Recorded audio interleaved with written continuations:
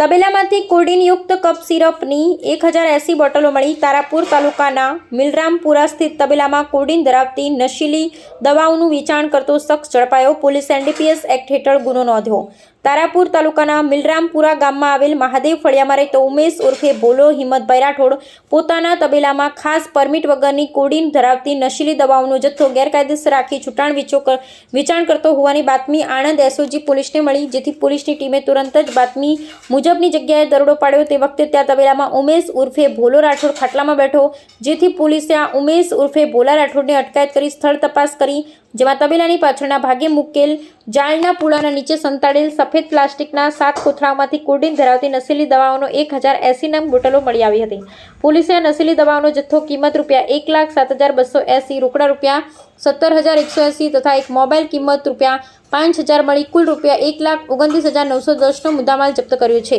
ને ઉમેશ ઉર્ફે ભોલો હિંમતભાઈ રાઠોડ તેમજ તેની સિદ્ધિ કે આડકતરી રીતે મદદ કરનાર તમામ વિરુદ્ધમાં નાર્કોટિક્સ, ડ્રગ્સ એન્ડ સાયકોટ્રોપિક સબસ્ટેન્સીસ એક્ટની કલમ 8C 1C મુજબનો ગુનો નોંધી કાયદેસરની કાર્યવાહી હાથ ધરી છે। આરોપીના રિમાન્ડ મેળવવા તજવીજ હાથ ધરાઈ છે।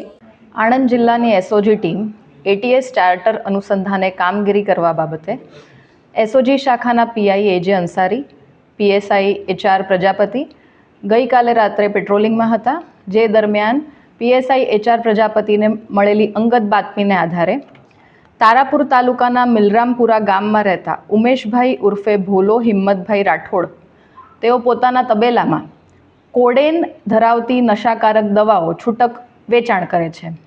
આ બાતમીને આધારે બાતમીવાળી જગ્યાએ PI Ansari, PSI HR Prajapati તેમની ટીમ તથા 2 સરકારી પંચો એમની સાથે રેડ કરતા ઉક્ત ઇસમ પોતાના કબજા ભોગવટાના તબેલામાંથી આ ગેરકાયદેસર નશાકારક કફ સિરપના મોટા જથ્થા સાથે પકડાઈ આવેલ છે અને જેના આધારે NDPS એક્ટની કલમ 8C 21C મુજબ તારાપુર પોલીસ સ્ટેશન ખાતે ગુનો દાખલ કરવામાં આવે છે।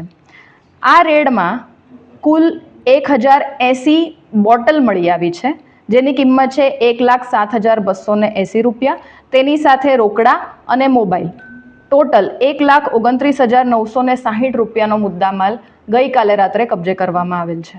મેડમ, આ ઈસમ કેટલા સમયથી આ ડ્રગ્સનો કારોબાર કરતો હતો અને ક્યાંથી લાવતો હતો, એના બંધારણ કોણ હતા? આ જે ઈસમ છે છૂટક વેચાણ કરતો હતો આ કફ સિરપનો।